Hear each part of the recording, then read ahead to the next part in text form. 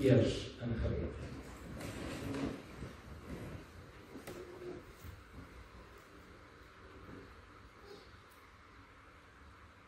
Heilig, heilig, heilig is die Vader, die Seun en die Gees. Here, U is van ewigheid tot ewigheid, U is die begin en U is die einde, die Alfa en die Omega. Nou Here, U is waarlik almagtig. Vir U is daar niks onmoontlik nie, U is alwetend. Vir U kan niks weggesteek word nie. U is alomteenwoordig. Geen plek in die skepping is daar waar daar van U weggekruip kan word nie. Ja, Here, wanneer ons so dink aan U en ook nog aan die ander eienskappe, dan kan ons nie anders as om stil te raak en verwondering. Here, want hoe wonderlik is dit nie? Dat U wat waarlik absoluut almagtig verhewe bo die skepping is. U wat skepper is. Met ons 'n verhouding wil hê. Ons wat ons rug op U gedraai het. Dat hy vrye wil uit sondig. En hy vrye wil uit U hart.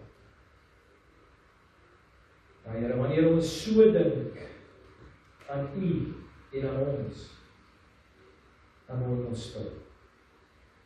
En ons wil U loof en ons wil U dank vir die wonderwerk wat U gedoen het in Christus. Deur ware vryspraak, waarvan ons ook vandag gaan leer, gaan lees, ontvang kan word. Dankie. Ons vra dat U ons nou sal verlig met U Gees.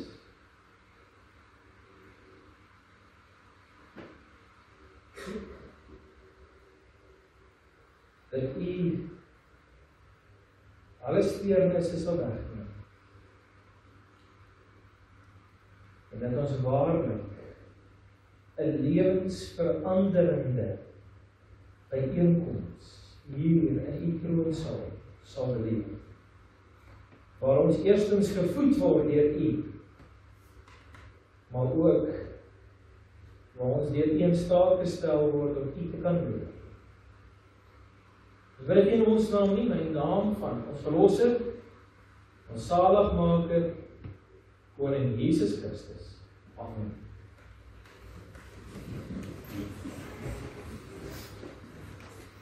Ek lees eers vir ons die fokusverse, vers 15 en 16, en daarna tel ons op by vers 11 sonder om aan te kondig, en ons lees regdeur tot by vers 21. Maar eers Galasiërs 2 vanaf vers 15 en 16. Ons wat van nature Jode en nie sondaars uit die heidene is nie, terwyl ons weet dat die mens nie geregverdig word uit die werke van die wet nie, maar alleen deur die geloof in Jesus Christus. Selfs ons het in Christus Jesus geglo, sodat ons geregverdig kan word uit die geloof in Christus, nie uit die werke van die wet nie. Omdat uit die werke van die wet geen vlees geregverdig sal word nie. Want toe Petrus en Antiochië gekom het, het ek hom openlik teëgestaan, omdat hy veroordeel gestaan het. Want voordat sommige van Jakobus afgekom het, was hy gewoond om saam met die heidene te eet. Maar na hulle koms het hy hom teruggetrek en hom eenkant gehou uit vrees vir die wat uit die besnydenis is. En saam met hom het ook die ander Jode gevyns, sodat selfs Barnabas hom laat meevoer het deur hulle gevyns. Maar toe ek sien dat hulle nie die dat hulle nie regtig loop volgens die waarheid van die evangelie nie, het ek vir Petrus in die teenwoordigheid van almal gesê, as jy wat 'n Jood is soos 'n heiden lewe, en nie soos 'n Jood nie, waarom dwing jy die heidene om soos Jode te lewe? Ons wat van nature Jode en die sondaars uit die heidene is nie, terwyl ons weet dat die mens nie geregverdig word uit die werke van die wet, maar alleen deur die geloof in Jesus Christus. Selfs ons het in Christus Jesus geglo, sodat ons geregverdig kan word uit die geloof in Christus en nie uit die werke van die wet nie. Omdat uit die werke van die wet geen vlees geregverdig sal word nie. Maar as ons wat streef om in Christus geregverdig te word, self ook sondaars bevind is Christus dan 'n dienaar van die sonde? Nee, stellig nie. Want as ek weer opbou wat ek afgebreek het, dan betoon ek myself oortrede. Want deur die wet is ek vir die wet dood, om vir God te lewe. Ek is met Christus gekruisig, en ek leef nie meer nie, maar Christus leef in my. Want ek nou in die vlees lewe, leef ek deur die geloof in die Seun van God, wat my lief gehad het, en homself vir my voorgegee. Ek verwerp nie die genade van God nie, want as daar geregtigheid deur die wet is, dan het Christus te vergeefs gesterf. Tot sover in die woord van die Here.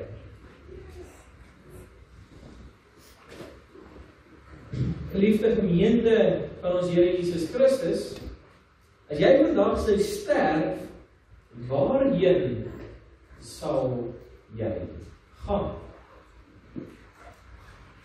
Ek glo die meeste van ons hier vandag sal sonder om te huiwer uitroep hemel toe. Maar hoe weet jy dit? Dink vir 'n oomblik waarom jy so oortuig is daarvan dat jy hemel toe sal gaan wanneer jy sterf. Miskien dink jy, ek is nog nie 'n slegte mens nie. Ek kom kerk toe, ek woon Bybelstudie by, ek vloek nie juis nie, ek drink nie juis nie, ek rook nie juis nie. En ek probeer om die reëls van die land, die reëls van die gesin, die familie, van die werk, na te kom. En daarom is ek tog 'n goeie mens. Ek moet tog hemel toe gaan. Maar geliefdes, as dit ons redenasie is daar 'n groot fout. Want geen mens kan op grond van sy eie werke reg staan voor God nie. God, die koning van die heelal. Ons het vroeër vanoggend self gesien hoe ons, toe ons self ondersoek gedoen het, dat ons die morele wet, 10 gebooie, wat ons elke Sondag, week na week luister, dat ons dit nie kan nakom nie, en dat dit ons skuldig verklaar, dat dit ook vir ons vanoggend skuldig verklaar. Ons verdien nie om hemel toe te gaan. Ons verdien uit onsself uit om hel toe te gaan, weens ons sonde. Wat ons nodig het, is vryspraak. Vryspraak. 'n uitspraak van die koning self wat sê, jy is onskuldig. Dit is wat ons nodig het. En dit is ook ons tema vanoggend.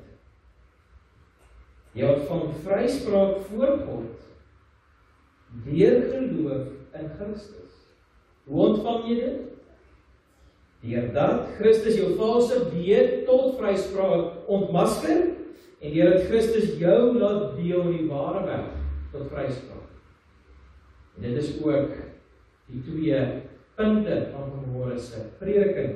So kom ons dan eers te staan by Christus wat jou valse weg jou valse weet tot vryspraak openbaar. Nou wat 'n ongemaklike situasie moes dit nie gewees het daar aan teologie nie. Dit is altyd 'n hartseer situasie wanneer daar geveg in die kerk uitbreek.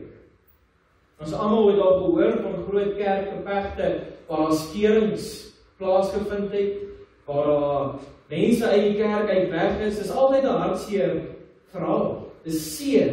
Dit is nie lekker om deur so iets te gaan of dit selfs te aanskou nie. En dit is juis waarvan ons leer hier vanmôre. 'n Geveg in die vroeë kerk.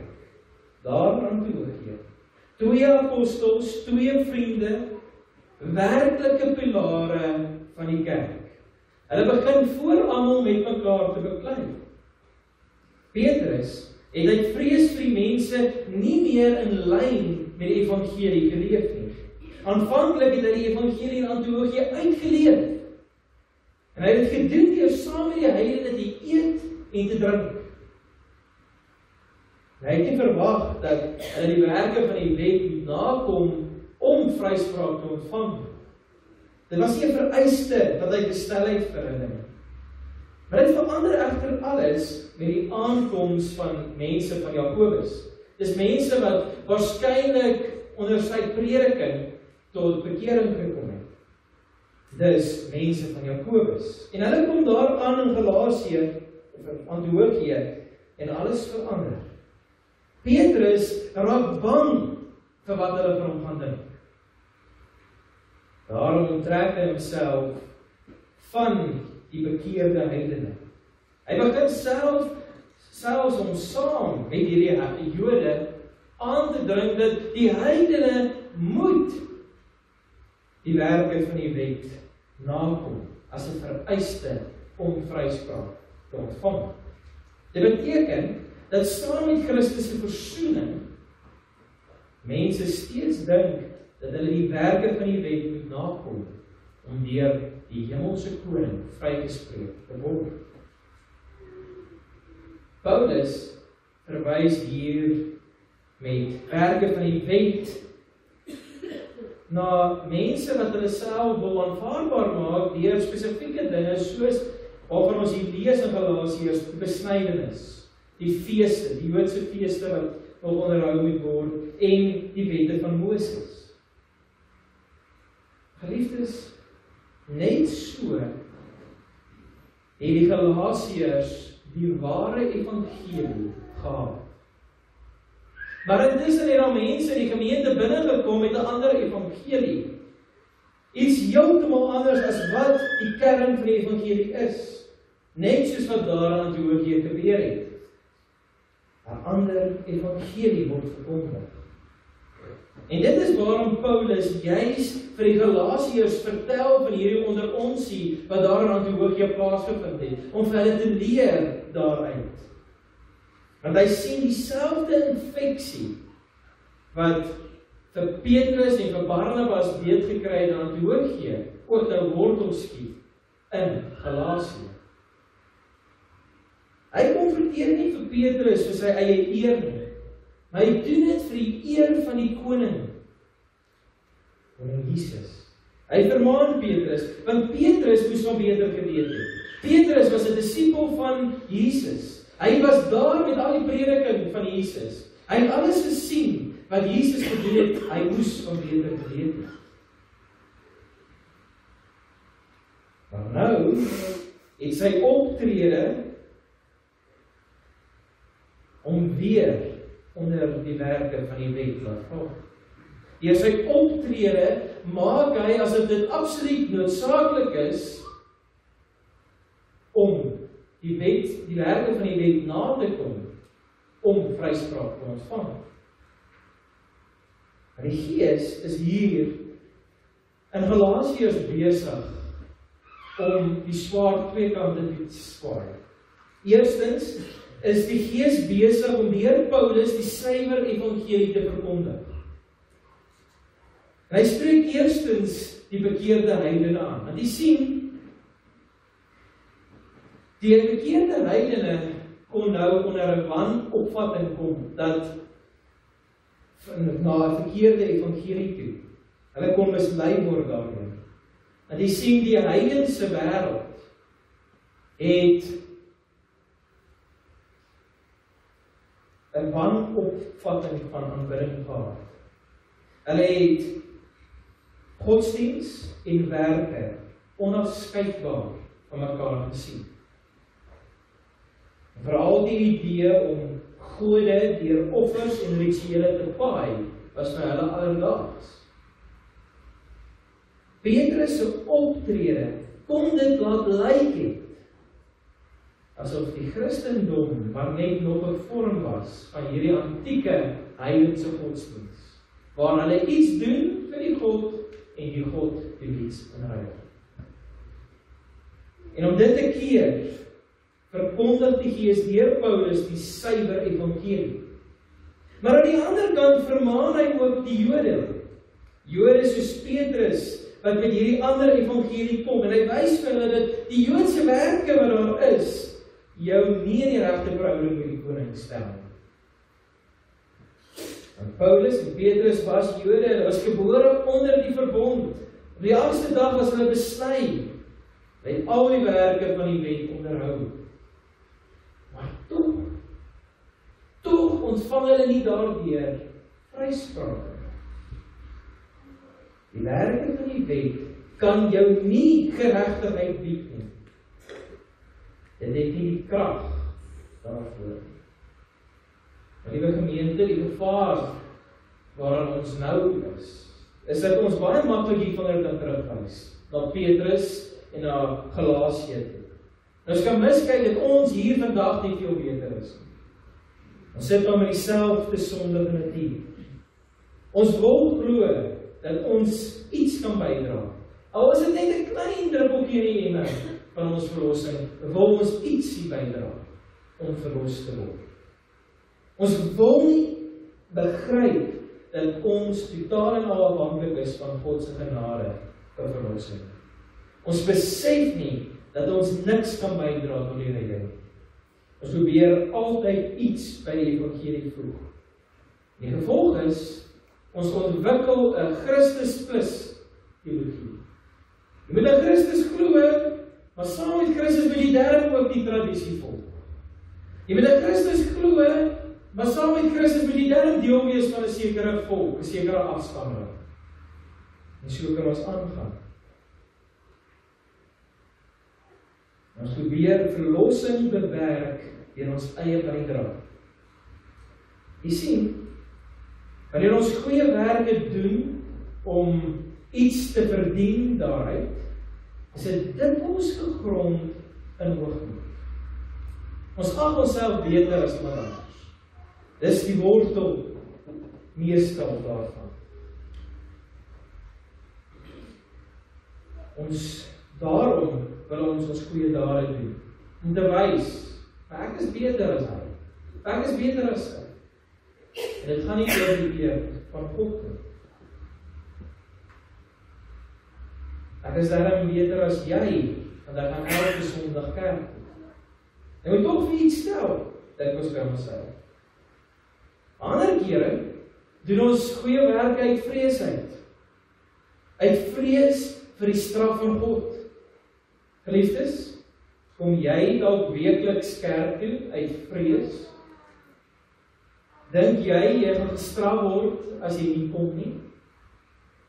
En die verstaan het beide hierdie vorms van selfregverdiging is. En wat nie verkeerd verstaan nie, ek sê nie, ons moet glad nie kerk toe kom nie, maar hoogmoed en vrees kan nie die rede wees dat jy hier sit volgens. Dat dit nie die rede is waarom jy hier sit, en dan week na week hier sit, dan sal daar iewers 'n punt kom, dat dit net te veel raak. Dit sal nie hou nie. As hoogmoed jou dryf, verloor jy gou moed as iemand meer getrou is as jy by die kerk. Of as iemand beter goeie werke doen as jy. En as vrees jou dryf, dan sien jy God as niks meer as net die streng meester met die lat in die hand, om jou by te kom elke keer om jy iets verkeerd te doen. En jy leer glad nie vir die liefdevolle Vader ken, dat sy seun oorgestuur het, om sy uitverkore kinders te verlos. En dit sal jou moedeloos maak. Sodat jy in totale depressie val. Liewe gemeente, ons eie werke bereik nie die koningse standaard. Weens die sonde kan ons eenvoudig nie die wet nakom. Dit is onmoontlik vir ons uit onsself uit om die wet na te kom. En die wet is die standaard.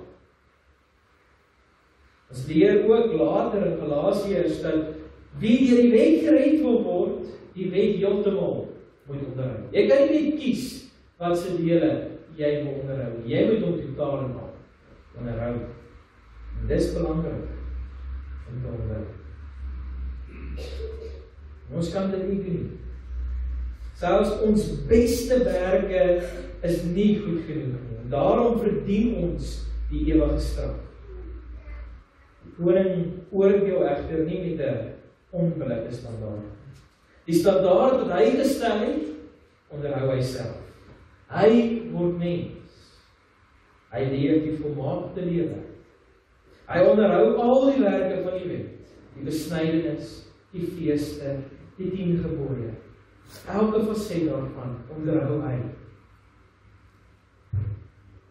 Hy het alles onderhou, soos God dit aan Israel gegee. Hy bly gehoorsaam aan die Vader tot en met die dood. Hy leef die volmaakte lewe wat 'n mens ooit sou aankondig.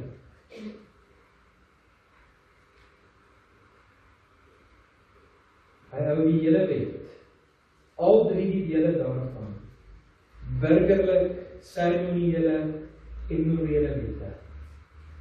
Alles. En dit wys ons dat alleen hy kan red.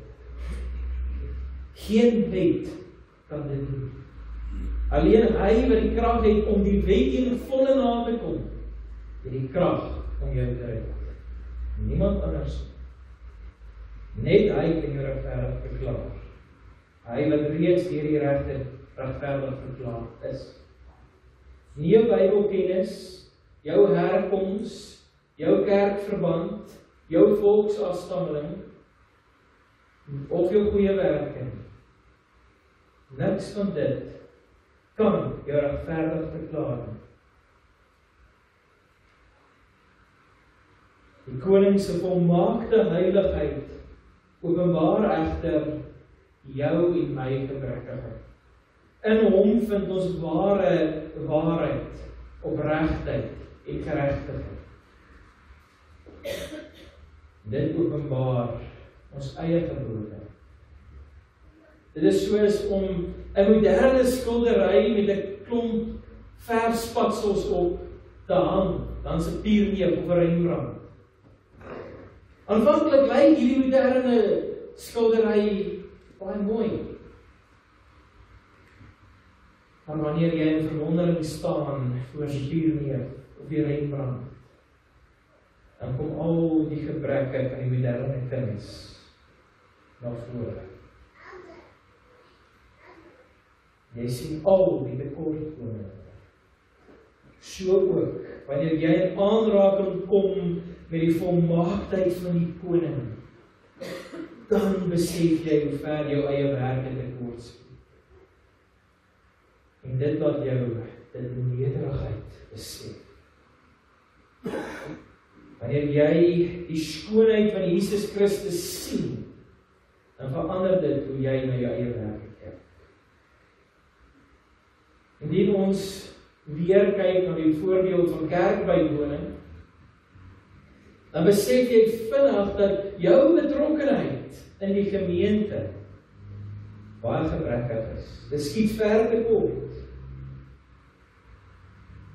Dit is nie genoeg om jou regverdig te verklaar voor die koning. Maak nie saak watter goeie werk jy doen.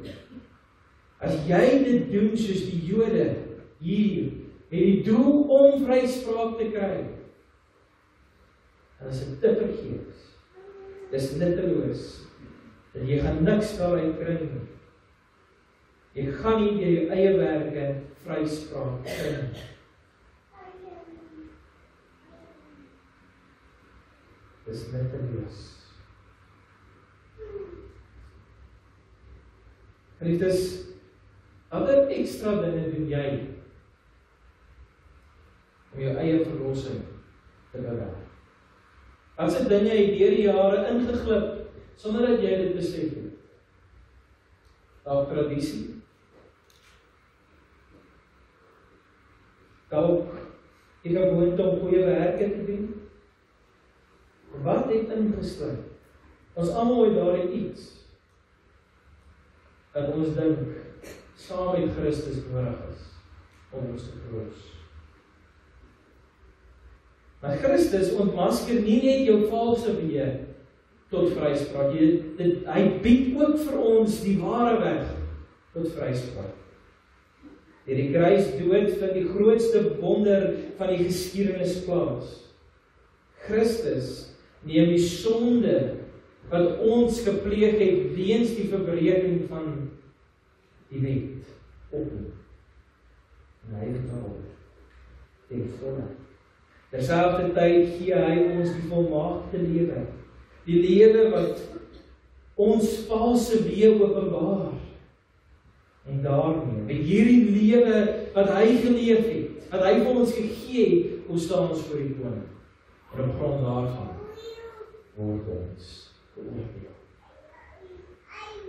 Sy opstanding 3 dae later dien as 'n bewys van ons vryspraak. Dit beteken sy offer is aanvaar. Die uitverkore kinders het vryspraak ontvang. Dit is verstaan jy wat hier gebeur. Verstaan jy wat die Here hier kom doen het? Die koning van die heelal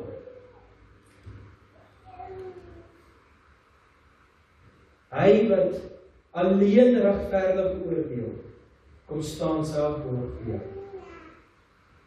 Die wet verklaar jou skuldig, ja. Die koning spreek die vonnis uit oor jou. Maar dan staan hy op. Hy stap af na die aangeklaagde bank, daar waar jy staan. En hy kom betaal daar waar jy is. Hy kom staan voor. Hy sê, wag, ek sal borg staan vir hom. Geen een van ons het genoeg geld, genoeg goeie werke, ensovoorts, om hierdie borg te staan. Maar die koning, wat self die wet onderhou, hy kom doen dit. Hy maak jy die betaling. Dit is soos 'n banktransaksie, wat hy daar in die aangeklaagde bank doen, waarmee hy jou saak regmaak met hom. Dit is genade. Hy sê inderwaarheid, hanteer hom op grond van my lewe, my en van sy lewe. En so verklaar die koning jou onskuldig. Hy het jou regverdig verklaar van al jou skulde. Nie op grond van enige werk wat jy gedoen het nie. Nie op grond van jou afkoms nie. Nie op grond van jou gebruike nie. Op grond van niks wat jy gedoen het. Maar alleen uit genade. Op grond van alles wat hy gedoen het. Daar aan die kruis. Daar aan die kruis het hy die ou verbond vervul deur die wet na te kom. Hy het 'n nuwe verbond ingestel waarvan hy reeds al die eise nagekom het. In ons plek. Dit is die enigste ware weg tot vryspraak. Nie deur jou eie vermoë nie, maar deur die vermoë van die koning. Geliefdes, hierdie wonderlike vryspraak geld egter nie outomaties vir alle mense nie. Die vraag is, hoe kry ek dan deel daaraan? Sondag 7, vraag en antwoord 20, die Heidelbergse Katekismus help ons daarmee. Alleen die wat in hom glo, sola fidei, dit alleen geloof. Deel jy daarin. Maar geliefdes, ons lewe in 'n samelewing wat sê positiewe denke. Solank jy net positief dink, solank jy maar net glo dat daardie pilletjie wat jy drink, of daardie terapie wat jy gebruik gaan help, sal dit help. En al die klem word geplaas op wat ek kan doen. As die pille nie werk nie, of die terapie nie werk nie, is dit ek wat nie hard genoeg geglo het nie. En so het hulle eintlik geloof goedkoop gemaak. So die vraag is, wat is ware geloof dan? My vraag en antwoord 21. Die kerk dit bely. 'n Ware geloof is nie alleen 'n gewisse kennis, waardeur ek alles vir waar hou, wat God aan ons in sy woord openbaar het. Geloof is egter nie net om die feite wat hier in die Bybel staan, te aanvaar as waar nie. Jy kan elke Sondag die geloofsbelijdenis bely. Jy kan selfs elke Sondag glo wat daar staan, wat jy bely. Maar as jy nie glo dat dit ook van toepassing is op jou nie, dat Christus ook vir jou lewe gesterf het, dat hy ook jou sondes betaal het, en het jy nie waar geloof.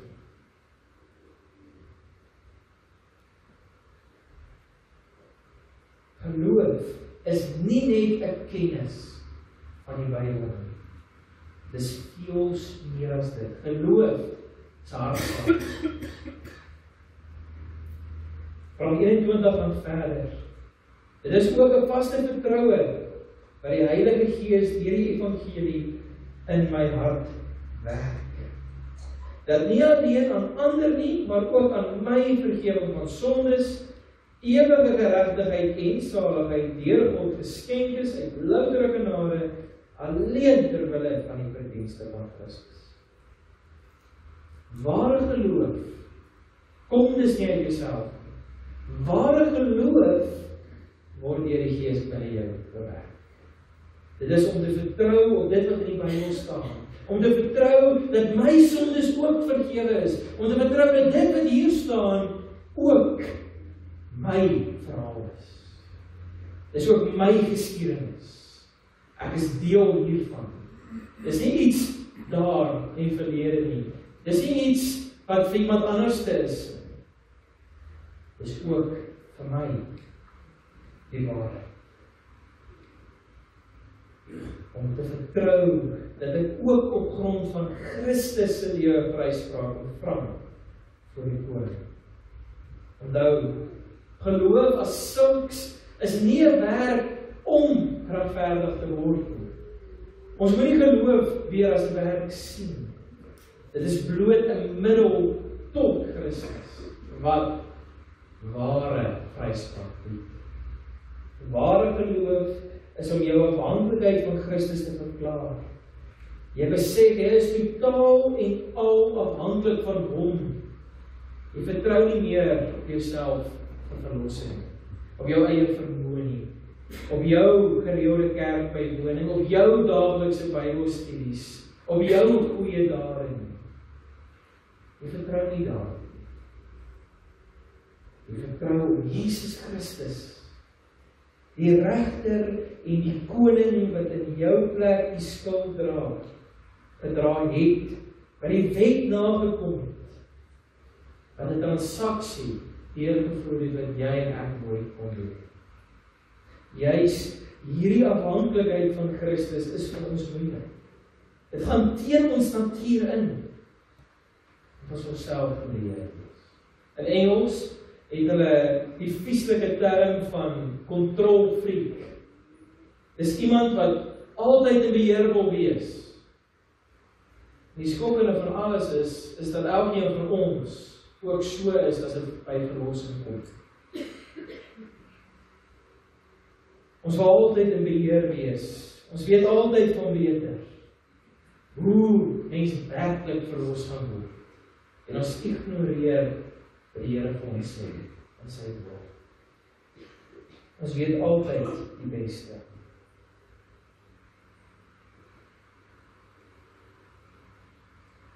Dit is verskriklik moeilik om jou afhanklikheid van Christus te verklaar. Want dan is jy nie meer in beheer van jou eie lewe. Om dit te verstaan, kan ons dink aan 'n 10-jarige seentjie wat 'n vleer wil maak om daarmee te gaan speel. En hy sukkel verskriklik om hierdie vleer te maak. In Engels, vir die wat nie weet wat 'n vleer is, is 'n kite. En die verlede het hom gemaak en dan hulle in die wind het hom gespeel.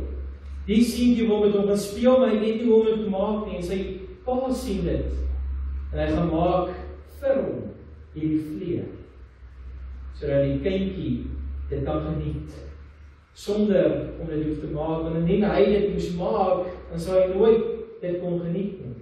Net so sou ons nooit die wet kan nakom uit weens ons sondes en onsself nie. Maar God het uit liefde uit sy seun gestuur om die wet te kom vervul, sodat ons die vreugdevolle voordele van die verbond kan geniet. Geliefdes, ons het gesien dat Christus die ware weg tot vryspraak is, en dat ons alleen deur geloof daarin deel. Maar wat beteken dit vir ons daaglikse lewe van maandag tot Vrydag?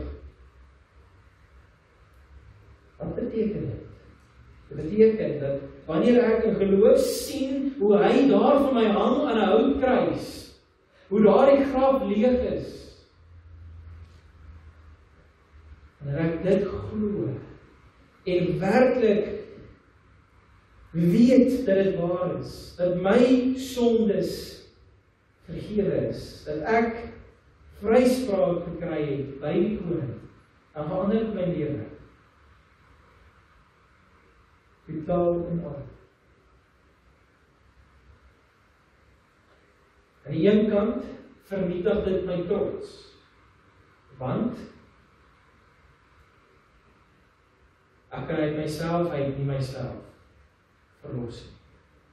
Ek het hom nodig. Hy is die enigste een wat vir my kan verlos. Ek kan dit nie self doen nie. So enige trots, enige hoogmoed word verlos. Maar aan die ander kant verdryf dit ook alle vrees. En geliefdes, indien hy aan 'n houtkruis gehang het vir my en vir jou, toe ons hom gehaat het, toe ons vyande was van hom, dan is daar waarlik niks wat ons kan skei van sy liefde. Absoluut niks. En dit verander my hart. Ek begin uit dankbaarheid uit te leef.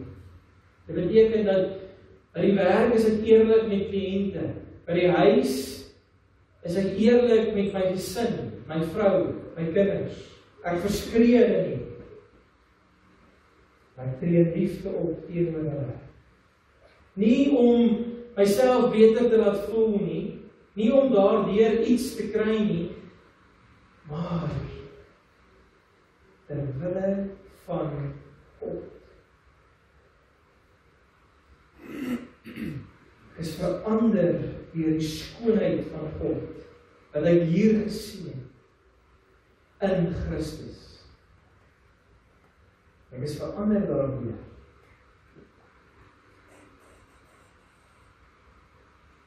Ek word nie nou lief, of ek word nou lief om die waarheid te praat. Ek word nou lief om 'n liefde teenoor my geliefdes op te tree. Nie om iets daardeur te verdien, maar omrede ek verander is deur Christus. So geliefdes, ek vra weer, indien jy vandag sou sterf en hemel toe gaan, waarom sou jy daarheen gaan? Deur 'n wêreld wat deur eie werke 'n weg probeer bewerk tot in die hemel, antwoord ek en jy met volle oortuiging. Ek ontvang vryspraak voor God, deur geloof in Christus, en nie deur my eie werk nie. Daarom gaan ek lewe. Alleen daarom. Daarom, broeders en susters, gaan hierdie week in en leef soos gedei. Leef in geloof alleen. Glo en vertrou dit vir die Here vir ons geopenbaar in sy skrif.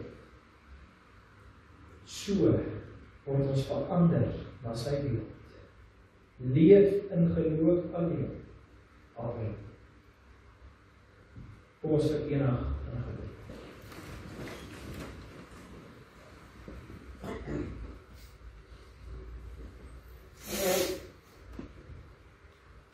Ons loof en ons dank U dat U wat die koning self is, word kom staan, dat niemand anders kon. Ons almal skiet ver te kom. Alleen U kon het doen en daar loof en dank ons U. Ons dank U dat daar nie eers 'n 0,001% van ons afhang vir hierdie vryspraak wat ons ontvang in Christus. Wat sou dit van ons afhang uit? Of was dit net 'n druppel in die emmer, dan was ons verloor. Ons loof en ons dank U daarvoor. Ons dank U dat ons deur U skoonheid verander kan word. Dat ons in U die ware goedheid en skoonheid en die waarheid ons sien. En dat dit ons lewe sal verander, ook in hierdie week. Dat ons nie meer deur ons eie werke probeer om 'n plekkie vir ons daar in die hemel te bewerk. Maar dat ons werklik vertrou op U, die enigste een wat die sleutels het. Dat gegaan het om vir ons plek voor te berei.